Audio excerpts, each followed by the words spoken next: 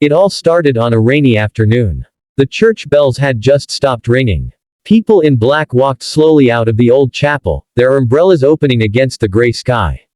Among them was a little girl, no more than 8 years old, clutching a small teddy bear in her arms. Her name was Lily. Her eyes were red and swollen from crying. She had just said goodbye to her father for the last time. He had been her world, the only parent she had ever truly known after her mother passed away when she was a baby. And now, he was gone too. As the crowd began to thin out, Lily looked around for a familiar face.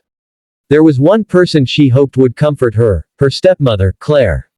She had married Lily's father 2 years ago. At first, Lily tried to like her. She tried to believe her father when he said Claire would be family. But Claire never showed her warmth. She tolerated Lily because of her father. And now that he was gone, Lily's little heart didn't know what was coming next.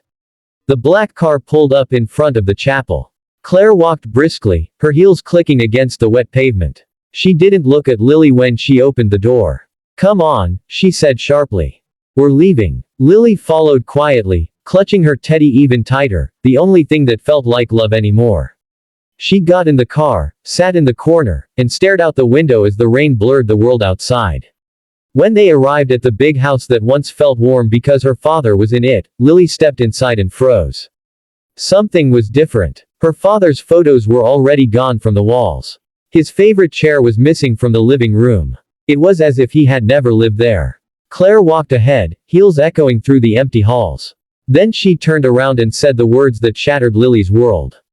"Pack your things. You're leaving tonight." Lily blinked in shock. What do you mean?" Her voice trembled. Claire crossed her arms. "You're not my responsibility, Lily. I married your father, not you. And now that he's gone, so is my obligation." Lily felt her tiny hands shake. Tears welled up in her eyes, spilling down her cheeks.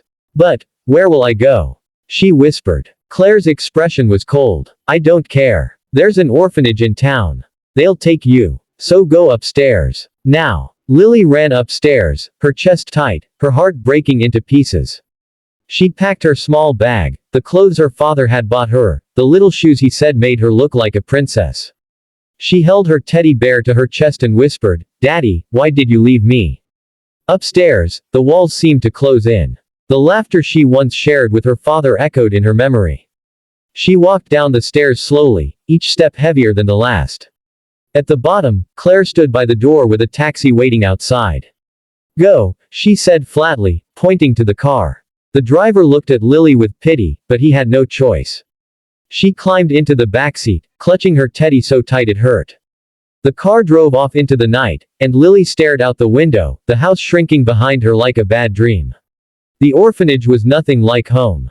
It smelled old. The walls were gray, the beds cold. Other children stared at her with curiosity, but Lily kept her head down. That night, she cried herself to sleep, whispering to the stars, "Daddy, please send someone to love me." Days turned into weeks. Lily spent her time sitting by the window, hoping for a miracle. One day, the headmistress called her into the office. Lily walked in nervously, holding her teddy. A tall man in a dark suit stood there, looking at her with kind eyes. He knelt down and smiled softly. "Lily?" he asked. She nodded. "My name is James," he said. "I knew your father." Lily tilted her head. "You did?" Her voice was barely a whisper. James nodded. "He was my best friend. We grew up together. And before he passed, he made me promise something. He said, if anything ever happened to him, I should take care of you." Lily's heart skipped. She looked up at him, tears pooling in her eyes. "You mean, I don't have to stay here?" James shook his head. "No, sweetheart. You're coming home with me." For the first time in weeks, Lily smiled. She hugged him tight, and he held her like a father would. On the ride to his house, Lily stared out the window, not at the rain this time, but at the sunlight breaking through the clouds. James glanced at her and said, "You're safe now. I promise." When they reached his home, Lily gasped. It wasn't just a house, it was a beautiful mansion. James was a millionaire, but his heart was bigger than his wealth. He knelt down and said, "Lily, this is your home now. And I'm your family." Tears streamed down her face as she whispered, "Thank you." From that day forward, Lily's life changed.